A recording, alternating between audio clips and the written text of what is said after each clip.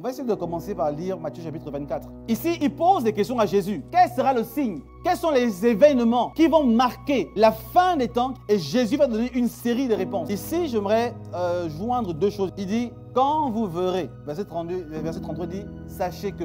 Le prophétique est souvent vu comme la capacité de voir, n'est-ce pas? Donc voir en esprit. Je vois ceci, j'entends ceci. En résumé. Mais en réalité, le prophétique ne se limite pas dans la capacité de voir certaines choses. Parfois, il y a des gens qui font des songes. J'ai fait un songe, donc ça veut dire ceci.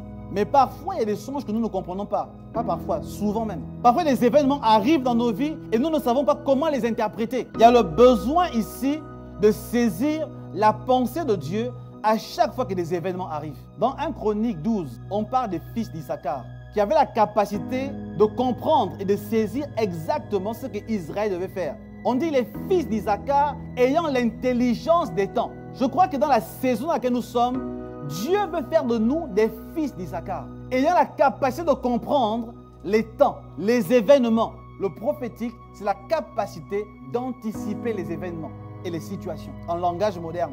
Et l'apostolique, c'est la capacité de réaliser et de bâtir. C'est simplement ça. Verset 9 de Matthieu 24 dit ceci. Et parce que l'iniquité sera accrue, la charité, ou de son version, l'amour du plus grand nombre se refroidira. Parce que les situations vont se multiplier, qui seront difficiles, qui seront douloureuses. Plusieurs vont perdre l'équilibre et changer de trajectoire. Parce que l'iniquité, c'est de manquer le but, manquer l'objectif. Parce que plusieurs vont passer par des choses qu'ils n'arriveront pas à comprendre, qui vont prendre une mauvaise direction. Tu dois chercher à comprendre qu'est-ce que Dieu veut que je fasse, de quelle manière je dois me comporter.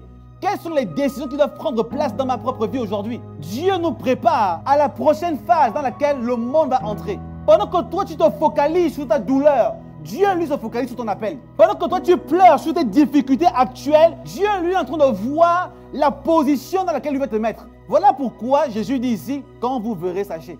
Il est temps que les prophètes commencent à voir réellement des choses non religieuses. Que nous sortions un petit peu du mysticisme, mais que nous entrons dans la réalité pour permettre à l'Église de gouverner convenablement. Dieu attend chaque personne qui est dans cette salle dans une nouvelle réalité, dans des paramètres nouveaux. Maintenant, l'onction prophétique doit te préparer à cela, doit t'orienter de manière à ce que quand des bouleversements arriveront sur la terre, on te trouvera au bon endroit. Tu seras au bon endroit. Et tu entreras facilement dans les choses pour lesquelles tu t'es appelé. Si Joseph était son père, je ne sais pas où, à Canaan, quand Pharaon cherchait quelqu'un à interpréter le songe, personne ne l'aurait vu. Joseph a compris exactement qu'est-ce que Dieu attendait de lui. Ceux qui comprendront, ceux qui réussiront à comprendre la pensée de Dieu pour eux, ils brilleront. Deviens l'homme, deviens la femme de la situation dans laquelle la terre est en train de passer aujourd'hui. Deviens l'homme providentiel, le Messie. En réalité, le terme Messie, ce n'est pas forcément lié à Jésus. C'était loin, la personne loin pour accomplir un mandat.